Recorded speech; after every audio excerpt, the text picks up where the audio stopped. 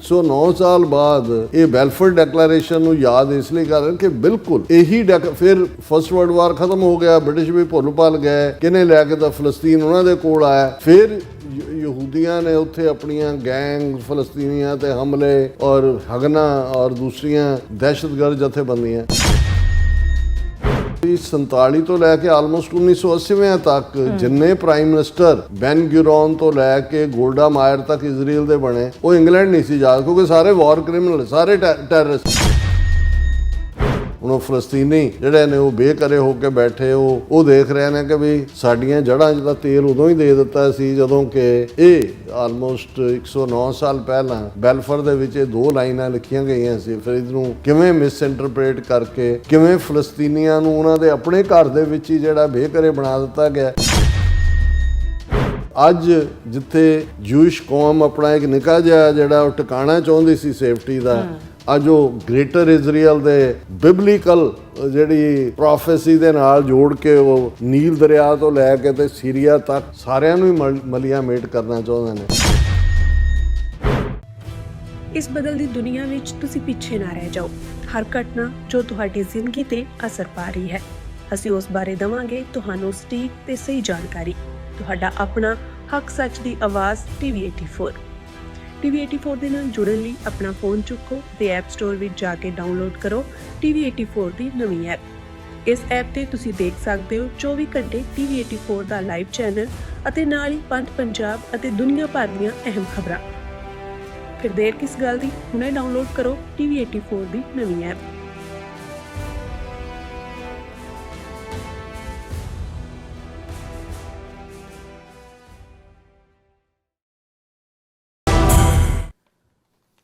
Welcome back on program. So viewers, ਗੱਲਬਾਤ ਕਰਨ ਜਾ ਰਹੇ ਹਾਂ ਕਿ ਭਾਰਤ ਵਿੱਚ ਫਲਸਤੀਨ ਦੇ ਅੰਬੈਸਡਰ ਅਬਦੁੱਲਾ ਅਬੂ ਨੇ ਈਰਾਨ ਜੰਗ ਦੀ ਤਾਰੀਖ ਨੂੰ ਲੈ ਕੇ ਇੰਕਸ਼ਾਫ ਕੀਤਾ ਹੈ ਕਿ ਇਸ ਦੀ ਸ਼ੁਰੂਆਤ ਉਸ ਦਿਨ ਕੀਤੀ ਗਈ ਜਦੋਂ ਕਿ 1917 ਵਿੱਚ ਬੈਲਫੋਰ ਡੈਕਲੇਰੇਸ਼ਨ ਕੀਤੀ ਗਈ ਸੀ, ਜਿਸ ਦਾ ਸਿੱਧਾ ਸਬੰਧ ਜਿਹੜਾ ਯਹੂਦੀ ਕੌਮ ਨਾਲ ਇਕਰਾਰਨਾਮਾ ਸੀ ਕਿ ਅਸੀਂ ਤੁਹਾਨੂੰ ਮਿਡਲ ਈਸਟ ਵਿੱਚ ਯੂਇਸ਼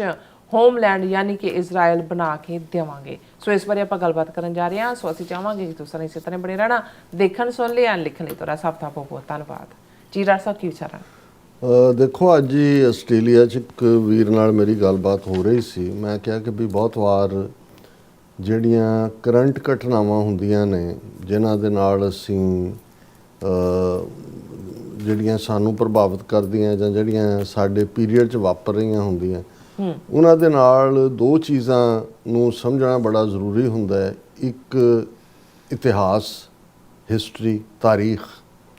ਇੱਕ ਸਾਈਕੋ ਹਿਸਟਰੀ, ਜਿਹਨੂੰ ਅਸੀਂ ਮਾਨਸਿਕਤਾ ਦੇ ਵਿੱਚ ਜਿਹੜੀਆਂ ਸਾਡੀਆਂ ਹੇਟਰਡਸ ਨੇ, ਨਫ਼ਰਤਾਂ ਨੇ ਜਾਂ ਪਿਆਰ ਹੈ, ਉਹ ਜਨਰੇਸ਼ਨਾਂ ਤੋਂ ਜਿਹੜਾ ਚੱਲ ਰਿਹਾ ਹੁੰਦਾ, ਭਾਵੇਂ ਉਹ ਜਿਹੜਾ ਉਹ ਗੁਪਤ ਰੂਪ ਦੇ ਵਿੱਚ ਪਿਆ ਹੁੰਦਾ, ਲੇਕਿਨ ਕਿਸੇ ਵੀ ਟਕਰਾਅ ਦੇ ਵੇਲੇ ਹਿਸਟਰੀ ਵੀ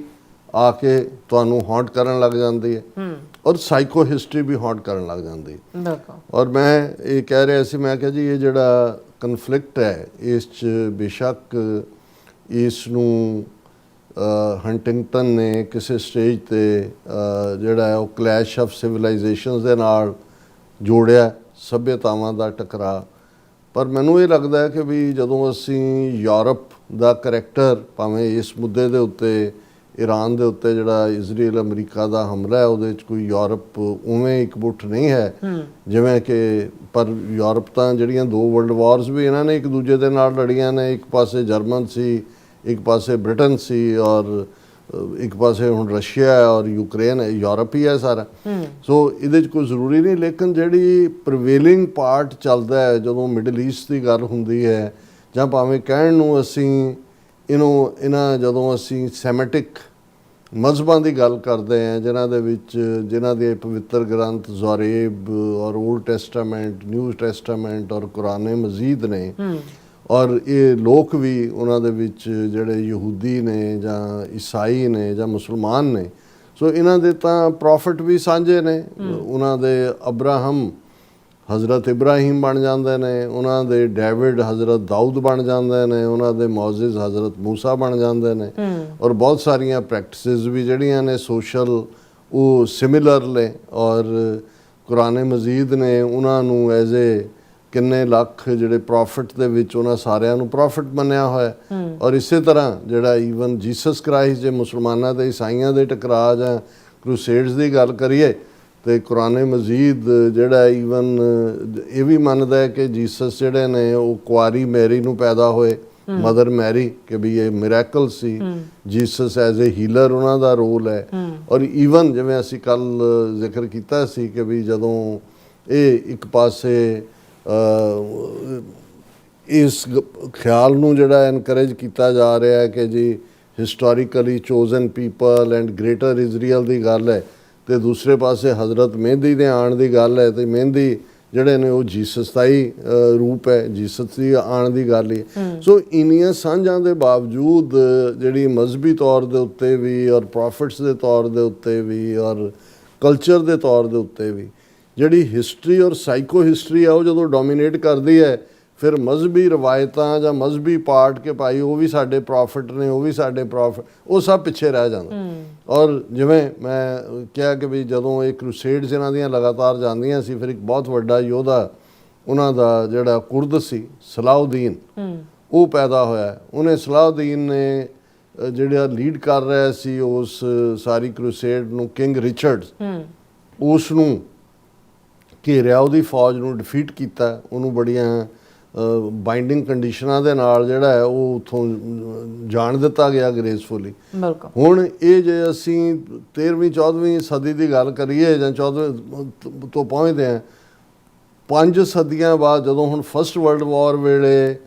ਜਿਹੜਾ ਆਟੋਮੈਨ ਐਮਪਾਇਰ ਜਿਹਦੇ ਕੋਲ ਇਹ ਸਾਰਾ ਮਿਡਲ ਈਸਟ ਸੀ 600 ਸਾਲ, ਉਹ ਡਿਫੀਟ ਹੋਏ ਔਰ ਇਹ ਜਿਹੜਾ ਯੂਰਪੀਅਨਸ ਦੇ ਕੋਲ ਆਇਆ, ਤੇ ਇੱਕ ਫ੍ਰੈਂਚ ਜਨਰਲ ਬੜਾ ਪਪੂਲਰ ਜਨਰਲ ਸੀ, ਉਹ ਗਿਆ ਉਹਦੇ ਤੇ ਸਲਾਉਦੀਨ ਦੀ ਕਬਰ ਤੇ ਔਰ ਉਸ ਨੂੰ ਠੁੱਡ ਮਾਰ ਕੇ ਕਹਿੰਦਾ ਸਲਾਉਦੀਨ ਵੀ ਆਰ ਬੈਕ। ਇਹ ਹੈ ਹਿਸਟਰੀ, ਯਾਨੀ 600 ਸਾਲ ਬਾਅਦ ਵੀ ਉਹਨੂੰ ਉਹ ਭੁੱਲੀ ਨਹੀਂ ਸੀ ਹੋਈ ਕਿ ਜੀ ਕਿੰਗ ਰਿਚਰਡ ਜਾਂ ਸਾਡੀ ਡਿਫੀਟ ਹੋਈ ਸੀ ਔਰ ਸਾਨੂੰ ਇੱਥੋਂ ਛੱਡ ਕੇ ਜਿਹੜਾ ਉਹ ਜਾਨਾਂ ਬਚਾ ਕੇ ਇਹਨਾਂ ਦੀਆਂ ਸ਼ਰਤਾਂ ਤੇ ਭੱਜਣਾ ਪਿਆ ਸੀ। 600 ਸਾਲ ਬਾਅਦ ਆ ਕੇ ਉਹਦੀ ਕਬਰ ਨੂੰ ਠੁੱਡ ਮਾਰ ਕੇ ਕਹਿੰਦਾ ਵੀ ਸਲਾਉਦੀਨ ਵੀ ਆਰ ਬੈਕ। ਹੁਣ ਇਹ ਸਾਰੀਆਂ ਘਟਨਾਵਾਂ ਮੈਂ ਇਸ ਲਈ ਵੀ ਇਹ ਕਹਿੰਦਾ ਕਿ ਵੀ ਇਹ ਮਹਿਜ਼ ਕੋਈ ਇਹ ਲੜਾਈ ਜਾਂ ਇਹ ਜੰਗ ਨਹੀਂ ਹੈ ਕਿ ਜੀ ਉਹਦਾ ਇਹ ਹੈ ਤੇ ਉਹਦਾ ਉਹ ਹੈ। ਹੁਣ ਇਸ ਗੱਲ ਨੂੰ ਜਿਹੜੀਆਂ ਕੌਮਾਂ ਸਫ਼ਰ ਕਰ ਰਹੀਆਂ ਹੁੰਦੀਆਂ ਨੇ, ਜਿਵੇਂ ਫਲਸਤੀਨੀ ਨੇ, ਹੁਣ ਇਹਦੇ 'ਚ ਕੋਈ ਸ਼ੱਕ ਨਹੀਂ ਹੈ ਕਿ ਫਲਸਤੀਨ ਜਦੋਂ ਫਿਰ ਫਸਟ ਵਰਲਡ ਵਾਰ ਤੋਂ ਬਾਅਦ ਨਿਊ ਮੈਪ ਮੇਕਿੰਗ ਹੋਈ with the notch of the pen ਵੰਡ ਲਿਆ ਯੂਰਪੀਅਨ ਪਾਵਰਸ ਨੇ। ਲੈਬਨਾਨ ਜਿਹੜਾ ਹੈ ਜਾਂ ਸੀਰੀਆ, ਇਹ ਉਹਨਾਂ ਦੇ ਫ੍ਰੈਂਚ ਕਾਲੋਨੀਜ਼ ਬਣ ਗਈਆਂ। ਜਿਹੜਾ ਫਲਸਤੀਨ ਸੀ ਇਹ ਬ੍ਰਿਟਿਸ਼ ਦੇ ਹੱਥੇ ਲੱਗਾ ਜਾਂ ਉਹਦੀ ਮਲਕੀਅਤ ਉਹਨਾਂ ਕੋਲ ਆਈ। ਔਰ ਉਦੋਂ ਵੀ ਜਦੋਂ ਬ੍ਰਿਟਿਸ਼ 1920s ਤੱਕ ਪਹੁੰਚਦੇ ਆ ਜਿਹੜਾ ਹੈ ਉਹ ਕੋਈ ਉੱਥੇ ਆਬਾਦੀ ਨਹੀਂ ਸੀ, ਯਹੂਦੀਆਂ ਦੀ ਆਬਾਦੀ 10-12-15% ਤੋਂ ਜ਼ਿਆਦਾ ਵੀ ਨਹੀਂ ਸੀ। ਹੁਣ ਗੇਮ ਚੇਂਜਿੰਗ ਕੀ ਹੈ, ਜਾਂ ਹੁਣ ਆ ਜਿਹੜੀ ਲੜਾਈ 2 ਮਾਰਚ ਤੋਂ ਜਿਸ ਦੀ ਦਾ ਜ਼ਿਆਦਾ ਜ਼ੋਰ ਪੈਂਦਾ, ਲੇਕਿਨ ਵੀਕਐਂਡ ਤੇ ਅਸੀਂ ਜ਼ਿਕਰ ਕੀਤਾ। ਹੁਣ ਜਿਹੜਾ ਫਲਸਤੀਨ ਦਾ ਐਂਬੈਸਡਰ ਹੈ ਭਾਰਤ ਦੇ ਵਿੱਚ, ਉਹਦਾ ਨਾਂ ਹੈ ਐਂਬੈਸਡਰ ਅਬਦੁੱਲਾ ਅਬੂ ਸ਼ਾਵੇਸ਼। ਹੁਣ ਹੈਡਲਾਈਨ ਹੈ ANI ਨਿਊਜ਼ ਦੀ, war in Middle East declared on exact day of issuing Balfour Declaration, says Palestinian ambassador। ਹੁਣ ਮੇਰਾ ਜਦੋਂ ਅਸੀਂ ਇਹ ਪ੍ਰੋਗਰਾਮ ਕਰਦੇ ਹਾਂ ਜਿੱਥੇ ਸਾਡਾ ਕਰੰਟ ਡੇ ਟੂ ਡੇ 24 ਘੰਟੇ 'ਚ ਕਿਹੜੀ ਖਬਰ ਹੈ ਉਸ ਦੇ ਉੱਤੇ ਅਸੀਂ ਟਿੱਪਣੀ ਜਾਂ ਆਪਣਾ ਪਰਸਪੈਕਟਿਵ ਦਿੰਦੇ ਹਾਂ। ਉੱਥੇ ਕਿਉਂਕਿ ਮੇਰਾ ਆਪਣੀ ਦਿਲਚਸਪੀ ਤਾਰੀਖ ਦੇ ਵਿੱਚ, ਇਤਿਹਾਸ ਦੇ ਵਿੱਚ ਹੈ, ਇਕੱਲੇ ਆਪਣੇ ਇਤਿਹਾਸ ਨਹੀਂ ਕਿ ਦੁਨੀਆ 'ਚ ਦੇਖਣਾ ਵੀ ਉਸ ਪੀਰੀਅਡ 'ਚ ਕੀ ਚੱਲ ਰਿਹਾ ਸੀ। ਹੁਣ ਬਹੁਤਿਆਂ ਦੇ ਲਈ, ਬਹੁਤਿਆਂ ਨੇ ਇਹਨੂੰ ਅੱਗੇ ਤੋੜ ਦਿੱਤਾ ਹੋਣਾ ਕਿ ਬੈਲਫੋਰ ਡੈਕਲੇਰੇਸ਼ਨ ਨਾਲ ਕੀ ਤਾਲੁਕ ਹੈ। ਹੁਣ ਸਾਨੂੰ ਪਤਾ ਹੈ ਵੀ ਕਈ ਵਾਰ ਜਦੋਂ ਤੁਸੀਂ ਬਿਲਕੁਲ ਬੇਘਰੇ ਹੁੰਦੇ ਹੋ ਜਾਂ ਕੋਈ ਵੀ ਜੈਸਚਰ ਕਿਸੇ ਪਾਸੇ ਵੱਲੋਂ ਜਿਹਦੇ 'ਚ ਤੁਹਾਡੀ ਹੋਪ ਬਣੇ। ਹੁਣ ਯਹੂਦੀ ਤਾਂ ਉੱਥੋਂ 2,500-3 ਹਜ਼ਾਰ ਸਾਲ ਤੋਂ ਜਲਾਵਤਨੀ 'ਚ ਸੀ, 2,000 ਸਾਲ ਤੋਂ ਖਾਸ ਤੌਰ 'ਤੇ ਉਹਨਾਂ ਦਾ ਟੈਂਪਲ ਔਰ ਸਭ ਕੁਝ ਡਿਸਟਰੋਏ ਹੋ ਚੁੱਕਾ ਸੀ ਔਰ ਉਹ ਛੱਡ ਕੇ ਜਿਹੜੇ ਨੇ ਉਹ ਜਾਨ ਬਚਾਉਣ ਲਈ ਇੱਧਰ ਉੱਧਰ ਉਹਨਾਂ ਦੇ 12 ਕਬੀਲੇ ਕਿ ਕਿੰਨੇ ਕਿੱਥੇ ਘੁੰਮ ਰਹੇ ਸੀ। ਅੱਛਾ। ਹੁਣ ਉਸ ਪੀਰੀਅਡ 'ਚ ਬਾਈ ਦਾ ਐਂਡ ਆਫ 19th ਸੈਂਚੁਰੀ, 19ਵੀਂ ਸਦੀ ਦੇ ਅਖੀਰ ਤੱਕ ਜਾਂਦਿਆਂ ਇੱਕ ਜਿਹੜਾ ਜੂਇਸ਼ ਕੋਵਨੈਂਟ ਜਾਂ ਜਿਸ ਨੂੰ ਉਹਨਾਂ ਨੇ ਜਦੋਂ ਜ਼ਾਓਨਿਸਟ ਇਕੱਠੇ ਹੋਏ ਉਹਨਾਂ ਦੇ ਸਿਆਣੇ ਬੰਦਿਆਂ ਨੇ ਇਹ ਦੇਖਿਆ, ਉਹਨਾਂ ਨੇ ਕਿਹਾ ਕਿ ਭਾਈ ਸਾਡਾ ਜੋ ਮਰਜ਼ੀ ਅਸੀਂ ਖੁਸ਼ਹਾਲ ਹੋ ਗਏ ਹਾਂ, ਯੂਰਪ 'ਚ ਵੀ, ਅਮਰੀਕਾ 'ਚ ਵੀ, ਇੱਧਰ ਉੱਧਰ, ਪਰ ਸਾਡਾ ਮੁਲਕ ਹੋਣਾ ਚਾਹੀਦਾ। ਹੁਣ ਮੈਂ ਕਿਉਂਕਿ ਸਿੱਖ ਪਰਸਪੈਕਟਿਵ ਤੋਂ ਵੀ, ਕਿਉਂਕਿ ਬਹੁਤ ਸਾਰੇ ਜਿਹੜੇ ਸਾਡੇ ਸਮਝਦੇ ਨੇ ਕਿ ਜੀ ਭਾਰਤ ਹੈ ਉਹ ਸਾਡਾ ਵੱਡਾ ਮੁਲਕ ਹੈ, ਉਹਦੇ 'ਚ ਸਾਡੇ ਚਲੋ ਧੱਕਾ ਵੀ ਹੁੰਦਾ, ਕੋਈ ਨਹੀਂ, ਦੇਖੋ ਸਾਡਾ ਪ੍ਰੈਜ਼ੀਡੈਂਟ ਵੀ ਬਣ ਗਿਆ, ਪ੍ਰਾਈਮ ਮਿਨਿਸਟਰ ਵੀ ਸਾਡਾ ਰਿਹਾ, ਸੁਪਰੀਮ ਕੋਰਟ ਦਾ ਜੱਜ ਵੀ ਬਣ ਜਾਂਦਾ, ਫੌਜ ਦਾ ਚੀਫ ਵੀ ਬਣ ਜਾਂਦਾ, ਇਹ ਵੋ। ਹੁਣ ਮੁਲਕ ਦੀ ਇਹ ਵੱਖਰੀ ਕਹਾਣੀ ਹੈ ਕਿ ਵੀ ਅਸੀਂ ਸਿੰਪੈਥਾਈਜ਼ ਇਸ ਲਈ ਕਰਦੇ ਹਾਂ ਫਲਸਤੀਨੀਆਂ ਦੇ ਨਾਲ ਪਹਿਲੀ ਸਟੇਜ ਤੱਕ ਕਿ ਭਾਈ ਇਹ ਜੋ ਵੀ ਯਹੂਦੀਆਂ ਦੇ ਨਾਲ ਵਾਪਰਿਆ, ਹਿਟਲਰ ਨੇ ਵਾਪਰਾਇਆ, ਯੂਰਪ ਨੇ ਵਾਪਰਾਇਆ, ਪਰਸੀਕਿਊਸ਼ਨ ਹੋਈ, ਹੋਲੋਕਾਸਟ ਹੋਈ, ਉਹਦੇ 'ਚ ਕੋਈ ਫਲਸਤੀਨੀਆਂ ਜਾਂ ਅਰਬਾਂ ਜਾਂ ਮੁਸਲਮਾਨਾਂ ਦਾ ਤਾਂ ਕੋਈ ਕਸੂਰ ਨਹੀਂ। ਰਾਦਰ 2-2.5-3 ਹਜ਼ਾਰ ਸਾਲ ਦੀ ਹਿਸਟਰੀ 'ਚ ਮੁਸਲਮਾਨਾਂ ਨੇ ਰਿਫਿਊਜ ਹੀ ਦਿੱਤਾ। ਉਹ ਭਾਵੇਂ ਆਟੋਮੈਨ ਅੰਪਾਇਰ ਨੇ ਉਹ ਸਾਰੇ ਖਿੱਤੇ ਦੇ ਵਿੱਚ ਇਹਨਾਂ ਨੂੰ ਰੱਖਿਆ, ਬੋਸਨੀਆ ਹਰਜ਼ੇਗੋਵੀਨਾ ਔਰ ਦੂਸਰੇ ਤੀਸਰੇ ਸਾਰੇ ਪਾਰਟ ਦੇ ਵਿੱਚ ਵੀ, ਲੇਕਿਨ ਅੱਜ ਜਿਵੇਂ ਨੈਰੇਟਿਵ ਬਣਾ ਦਿੱਤਾ ਗਿਆ ਕਿ ਜਿਵੇਂ ਬਿਲਕੁਲ ਇਹ ਲੜਾਈ ਹੀ ਮੁਸਲਮਾਨਾਂ ਦੇ ਖਿਲਾਫ ਔਰ ਇਸਲਾਮ ਔਰ ਉਸ ਨੂੰ ਜਿਹੜਾ ਉਹ ਯਹੂਦੀਆਂ ਨੇ ਜਿਸ ਲੈਵਲ ਦੇ ਉੱਤੇ ਜ਼ਾਓਨਿਸਟ ਜਿਹਨਾਂ ਨੂੰ ਕਹਿੰਦੇ ਨੇ, ਇੱਕ ਕਲਾਸ ਇੱਥੇ ਤੁਸੀਂ ਬਰੁਕਲਿਨ ਦੇ ਵਿੱਚ ਜਾਂਦੇ ਹੋ, ਜਿਹੜੇ ਵੱਡੇ ਵੱਡੇ ਜਿਨ੍ਹਾਂ ਨੇ ਉਹ ਚੋਗੇ ਪਾਏ ਹੁੰਦੇ ਨੇ, ਉਹ ਇੱਥੋਂ ਸਾਈਡ ਤੋਂ ਵਾਲਾਂ ਦੀਆਂ ਲਿੱਟਾਂ ਵੀ ਛੱਡੀਆਂ ਹੁੰਦੀਆਂ, ਬਲੈਕ ਹੈਟ, ਇਹ ਆਰਥੋਡਾਕਸ ਜਿਊ ਨੇ, ਇਹ ਤਾਂ ਇਜ਼ਰਾਈਲ ਨੂੰ ਹੀ ਨਹੀਂ ਮੰਨਦੇ ਹੈ।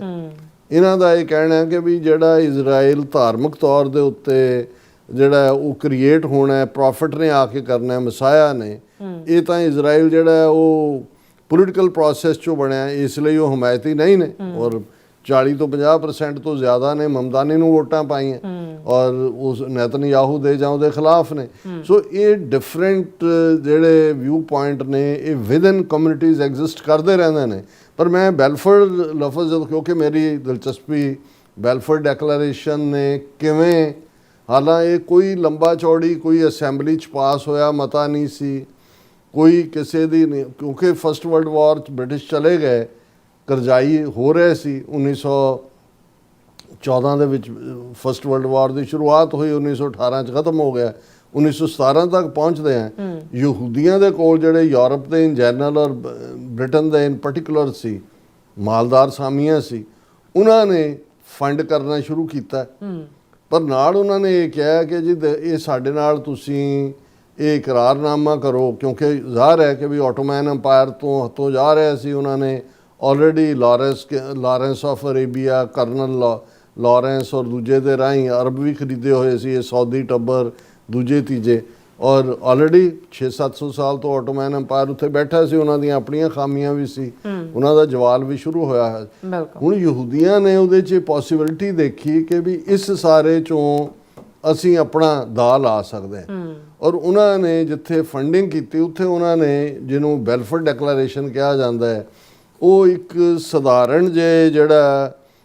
ਸੈਕਟਰੀ ਆਫ ਉਹਨਾਂ ਦਾ ਸਟੇਟ ਜਾਂ ਫੋਰਨ ਅਫੇਅਰਸ ਨੂੰ ਡੀਲ ਕਰਨ ਵਾਲਾ ਸੈਕਟਰੀ ਸੀ, ਆਰਥਰ ਜੇਮਸ ਬੈਲਫਰ, ਇਸ ਲਈ ਉਹਨੂੰ ਬੈਲਫੋਰਡ ਡੈਕਲੇਰੇਸ਼ਨ ਕਿਹਾ ਜਾਂਦਾ ਹੈ। ਉਹਨੇ ਇੱਕ ਚਿੱਠੀ ਲਿਖ ਦਿੱਤੀ ਲਾਰਡ ਨੂੰ, ਰੌਥਚਾਈਲਡ ਨੂੰ, ਔਰ ਇਹ 1917 ਦੀ ਗੱਲ ਹੈ, ਉਹਨੂੰ ਫਿਰ ਬੈਲਫੋਰ ਡੈਕਲੇਰੇਸ਼ਨ ਕਿਹਾ ਜਾਂਦਾ। ਔਰ ਮੈਂ ਉਹਦਾ ਓਰੀਜਨਲ ਡਾਕੂਮੈਂਟ ਕੱਢਿਆ ਨਵੰਬਰ 2, 1917, ਡੀਅਰ ਲਾਰਡ ਰੌਥਚਾਈਲਡ, ਇਹ ਹੁਣ ਆਰਥਰ ਜੇਮਸ ਬੈਲਫਰ ਲਿਖ ਰਿਹਾ। I have much pleasure in conveying to you on behalf of His Majesty's government the following declaration of sympathy with Jewish Zionist aspirations which has been submitted to and approved by the cabinet। ਉਹ ਕਹਿੰਦਾ ਜੀ ਮੈਂ ਇਹ ਜਿਹੜੀਆਂ juice ਦੀਆਂ ਦੇ ਨਾਲ ਅਸੀਂ ਸਿੰਪੈਥਾਈਜ਼ ਕਰਦੇ ਹਾਂ ਔਰ ਇਹ ਕੈਬਨਿਟ ਦੇ ਵਿੱਚ ਅਸੀਂ ਇਸ ਨੂੰ ਕੀਤਾ, ਔਰ ਇਹ ਲਾਰਡ ਰੌਥਚਾਈਲਡ ਨੂੰ ਕਹਿ ਰਿਹਾ ਹੈ, ਜਿਹੜਾ ਬੈਲਫਰ ਉਹਨਾਂ ਦਾ ਸੈਕਟਰੀ, ਫੋਰਨ ਸੈਕਟਰੀ, ਕਹਿੰਦਾ His Majesty's government view with favor the establishment of a Palestine of a national home for the Jewish people। ਉਹਦੇ 'ਚ ਕੋਈ ਉਹਦੀ ਡਿਵੀਜ਼ਨ ਦੀ ਗੱਲ ਨਹੀਂ ਹੈ। ਜੋ ਉਹਨਾਂ ਨੇ ਕਿਹਾ ਵੀ ਅਸੀਂ ਜਿਹੜਾ ਹਿਜ਼ ਮੈਜੈਸਟੀ ਜਿਹੜੀ ਗਵਰਨਮੈਂਟ ਹੈ ਅਸੀਂ ਇਹ ਰੱਖਦੇ ਹਾਂ ਕਿ ਵੀ ਫਲਸਤੀਨ ਐਸਟੈਬਲਿਸ਼ਮੈਂਟ ਇਨ ਫਲਸਤੀਨ of a national home for the Jewish people, ਕਿ ਫਲਸਤੀਨ ਦੇ ਵਿੱਚ ਯਹੂਦੀ ਲੋਕਾਂ ਦਾ ਰਹਿਣ ਬਸੇਰਾ ਘਰ ਬਣ ਜਾਏ and will use their best endeavors to facilitate the achievement of this object ਕਿ ਇਸ ਨਿਸ਼ਾਨੇ ਦੀ ਪ੍ਰਾਪਤੀ ਲਈ ਅਸੀਂ ਆਪਣੇ ਜਿਹੜੇ ਨੇ ਵਧੀਆ ਯਤਨ ਕਰਾਂਗੇ it being clearly understood that nothing shall be done which may prejudice the civil and religious rights of existing non-Jewish communities in Palestine ਇਸ ਗੱਲ ਨੂੰ ਵੀ ਯਕੀਨੀ ਬਣਾਇਆ ਜਾਏਗਾ ਕਿ ਕੁਝ ਵੀ ਐਸਾ ਨਾ ਕੀਤਾ ਜਾਏ ਕਿ ਜਿਹੜੇ ਆਲਰੇਡੀ ਉੱਥੇ ਫਲਸਤੀਨੀ ਰਹਿੰਦੇ ਨੇ ਨਾਨ ਜੂਇਸ਼ ਕਮਿਊਨਿਟੀਜ਼ ਨੇ ਉਹਨਾਂ ਦੇ ਸਿਵਲ ਔਰ ਰਿਲੀਜੀਅਸ ਹੱਕਾਂ ਦੇ ਉੱਤੇ ਕੋਈ ਨੁਕਸਾਨ ਹੋਏ ਹੁਣ ਉਹ ਦੋਨੋਂ ਪਾਸੇ ਦੋਨੋਂ ਪਾਲਿਆਂ 'ਚ ਖੇਡਣਾ ਚਾਹੁੰਦੇ ਨੇ ਇਨ ਫਲਸਤੀਨ or the rights and political status enjoyed by Jews in any other country ਕਿ ਵੀ ਇਹਦਾ ਮਤਲਬ ਇਹ ਨਹੀਂ ਹੈ ਵੀ ਜਿਹੜੇ ਉੱਥੇ ਜਾ ਰਹੇ ਨੇ ਜੇ ਚਲੇ ਜਾਣਗੇ ਤਾਂ ਉਹਨਾਂ ਦੇ ਜਿਹੜੇ ਰਾਈਟਸ ਔਰ ਦੂਜੇ ਬਾਕੀ ਮੁਲਕਾਂ 'ਚ ਨੇ ਉਹਨਾਂ ਨਾਲ ਵੀ ਅਸੀਂ ਕੋਈ ਛੇੜਛਾੜ ਨਹੀਂ ਕਰਾਂਗੇ I should be grateful if you would bring this declaration to the knowledge of Zionist Federation ਹੁਣ ਇਹ ਜਿਹੜਾ ਲਾਰਡ ਰੌਥਚਾਈਲਡ ਹੈ ਇਹ ਬੜਾ ਕਰੀਬ ਸੀ ਜਿਹੜੀ ਜੂਇਸ਼ ਜ਼ਾਓਨਿਸਟ ਫੈਡਰੇਸ਼ਨ ਸੀ ਹੁਣ ਪੈਸੇ ਵੀ ਲੈਣੇ ਨੇ ਉਹਨਾਂ ਤੋਂ ਇਹਦਾ ਕੋਈ ਹੈ ਲੇਕਿਨ ਇਹ ਦੋ ਲਾਈਨਾਂ ਕਿ ਅਸੀਂ ਸਮਝਦੇ ਹਾਂ ਕਿ ਜੂਇਸ਼ ਲੋਕਾਂ ਨੂੰ ਆਪਣੇ ਹੋਮਲੈਂਡ ਫਲਸਤੀਨ 'ਚ ਔਰ ਉਹਨਾਂ ਦੇ ਕੋਈ ਹੱਕ ਫਲਸਤੀਨੀਆਂ ਦੇ ਨਾ ਖੋਏ ਜਾਣ ਪਰ ਉਹਨਾਂ ਨੂੰ ਵੀ ਇੱਕ ਘਰ ਮਿਲ ਜਾਏ ਇਹ ਹੈ ਬੈਲਫੋਰ ਡੈਕਲੇਰੇਸ਼ਨ ਹੁਣ ਜਿਹੜਾ ਫਲਸਤੀਨੀਆਂ ਦਾ ਐਂਬੈਸਡਰ ਹੈ ਇੰਡੀਆ ਦੇ ਵਿੱਚ ਉਹ ਇਹ ਕਹਿ ਰਿਹਾ ਕਿ ਭਾਈ ਇਹ ਜਿਹੜਾ ਹਮਲਾ ਜਾਂ ਦੂਜਾ ਵੀ ਹੈ ਜੇ 2 ਤਰੀਕ ਦੇ ਨਾਲ ਉਹਨੇ ਜੋੜਿਆ 1917 ਨਾਲ ਤਾਂ ਕੋਈ ਲਿੰਕ ਨਹੀਂ ਬਣਦਾ ਹੁਣ ਆਲਮੋਸਟ 100 ਤੁਸੀਂ 1917 2017 ਪਲੱਸ 9 ਸਾਲ ਉਹਦੇ 'ਚ ਤੁਸੀਂ ਜੋੜ 109 ਸਾਲ ਬਾਅਦ ਇਹ ਬੈਲਫੋਰ ਡੈਕਲੇਰੇਸ਼ਨ ਨੂੰ ਯਾਦ ਇਸ ਲਈ ਕਰ ਰਹੇ ਕਿ ਬਿਲਕੁਲ ਇਹੀ ਫਿਰ ਫਸਟ ਵਰਲਡ ਵਾਰ ਖਤਮ ਹੋ ਗਿਆ ਬ੍ਰਿਟਿਸ਼ ਵੀ ਭੁੱਲ ਭੱਲ ਗਏ ਕਿਹਨੇ ਲੈ ਕੇ ਤਾਂ ਫਲਸਤੀਨ ਉਹਨਾਂ ਦੇ ਕੋਲ ਆਇਆ ਫਿਰ ਯਹੂਦੀਆਂ ਨੇ ਉੱਥੇ ਆਪਣੀਆਂ ਗੈਂਗ ਫਲਸਤੀਨੀਆਂ 'ਤੇ ਹਮਲੇ ਔਰ ਹਗਨਾ ਔਰ ਦੂਸਰੀਆਂ ਦਹਿਸ਼ਤਗਰਦ ਜਥੇਬੰਦੀਆਂ ਉਹ ਤੁਸੀਂ ਹੈਰਾਨ ਹੋਵੋਗੇ ਕਿ ਵੀ 47 ਤੋਂ ਲੈ ਕੇ ਆਲਮੋਸਟ 1980 ਤੱਕ ਜਿੰਨੇ ਪ੍ਰਾਈਮ ਮਿਨਿਸਟਰ ਬੈਨ ਗੁਰਿਓਨ ਤੋਂ ਲੈ ਕੇ ਗੋਲਡਾ ਮਾਇਰ ਤੱਕ ਇਜ਼ਰਾਈਲ ਦੇ ਬਣੇ ਉਹ ਇੰਗਲੈਂਡ ਨਹੀਂ ਸੀ ਜਾ ਕਿਉਂਕਿ ਸਾਰੇ ਵਾਰ ਕ੍ਰਿਮੀਨਲ ਸਾਰੇ ਟੈਰਰਿਸਟ ਸੀ ਕਿਉਂਕਿ ਇਹਨਾਂ ਨੇ ਦਹਿਸ਼ਤਗਰਦ ਜਥੇਬੰਦੀਆਂ ਰਾਹੀਂ ਫਿਰ ਫਲਸਤੀਨੀਆਂ 'ਤੇ ਹਮਲੇ ਉਹਨਾਂ ਦੀਆਂ ਜ਼ਮੀਨਾਂ ਖਰੀਦਣੀਆਂ ਉਹਨਾਂ ਦੇ ਉੱਤੇ ਫੈਕਟਰੀਆਂ ਲਾਉਣੀਆਂ ਪਰ ਮੈਨੂੰ ਆਫ ਇੰਟਰਸਟ ਲੱਗਾ ਕਿ ਭਾਈ ਹਿਸਟਰੀ ਔਰ ਸਾਈਕੋ ਹਿਸਟਰੀ ਕਿਵੇਂ ਤੁਹਾਨੂੰ ਅਲਟੀਮੇਟਲੀ ਹੌਂਟ ਕਰਦੀ ਹੈ ਆ ਕੇ ਔਰ ਤੁਹਾਨੂੰ ਯਾਦ ਦਹਾਨੀ ਕਰਵਾਉਂਦੀ ਹੈ ਹੁਣ ਉਹ ਫਲਸਤੀਨੀ ਜਿਹੜੇ ਨੇ ਉਹ ਬੇਘਰੇ ਹੋ ਕੇ ਬੈਠੇ ਉਹ ਦੇਖ ਰਹੇ ਨੇ ਕਿ ਵੀ ਸਾਡੀਆਂ ਜੜ੍ਹਾਂ 'ਚ ਤਾਂ ਤੇਲ ਉਦੋਂ ਹੀ ਦੇ ਦਿੱਤਾ ਸੀ ਜਦੋਂ ਕਿ ਇਹ ਆਲਮੋਸਟ 109 ਸਾਲ ਪਹਿਲਾਂ ਬੈਲਫੋਰ ਦੇ ਵਿੱਚ ਇਹ 2 ਲਾਈਨਾਂ ਲਿਖੀਆਂ ਗਈਆਂ ਸੀ ਫਿਰ ਇਹਨੂੰ ਕਿਵੇਂ ਮਿਸ ਇੰਟਰਪ੍ਰੇਟ ਕਰਕੇ ਕਿਵੇਂ ਫਲਸਤੀਨੀਆਂ ਨੂੰ ਉਹਨਾਂ ਦੇ ਆਪਣੇ ਘਰ ਦੇ ਵਿੱਚ ਹੀ ਜਿਹੜਾ ਬੇਘਰੇ ਬਣਾ ਦਿੱਤਾ ਗਿਆ ਔਰ ਅੱਜ ਜਿੱਥੇ ਜੂਇਸ਼ ਕੌਮ ਆਪਣਾ ਇੱਕ ਨਿੱਕਾ ਜਿਹਾ ਜਿਹੜਾ ਉਹ ਟਿਕਾਣਾ ਚਾਹੁੰਦੀ ਸੀ ਸੇਫਟੀ ਦਾ ਅੱਜ ਉਹ ਗ੍ਰੇਟਰ ਇਜ਼ਰਾਈਲ ਦੇ ਬਿਬਲੀਕਲ ਜਿਹੜੀ ਪ੍ਰੋਫੈਸੀ ਦੇ ਨਾਲ ਜੋੜ ਕੇ ਉਹ ਨੀਲ ਦਰਿਆ ਤੋਂ ਲੈ ਕੇ ਤੇ ਸੀਰੀਆ ਤੱਕ ਸਾਰਿਆਂ ਨੂੰ ਹੀ ਮਲੀਆ ਮੇਟ ਕਰਨਾ ਚਾਹੁੰਦੇ ਨੇ ਇਹ ਹੈ ਦੁਨੀਆ ਮੰਨਦੀ ਜ਼ੋਰਾਂ ਨੂੰ ਕੋਈ ਪੁੱਛੇ ਨਾ ਕਮਜ਼ੋਰਾਂ ਨੂੰ ਜੀ ਰਾਸਾ ਤੁਹਾਡਾ ਬਹੁਤ ਬਹੁਤ ਸ਼ੁਕਰੀਆ ਸੋ ਥਲੇ ਨੂੰ ਬ੍ਰੇਕ ਵੀਅਰਸ ਦੋਸਤਾਂ ਇਸੇ ਤਰ੍ਹਾਂ ਬਣੇ ਰਹਿਣਾ ਮਿਲਦੇ ਆ ਛੋਟੇ ਬ੍ਰੇਕ ਤੋਂ ਬਾਅਦ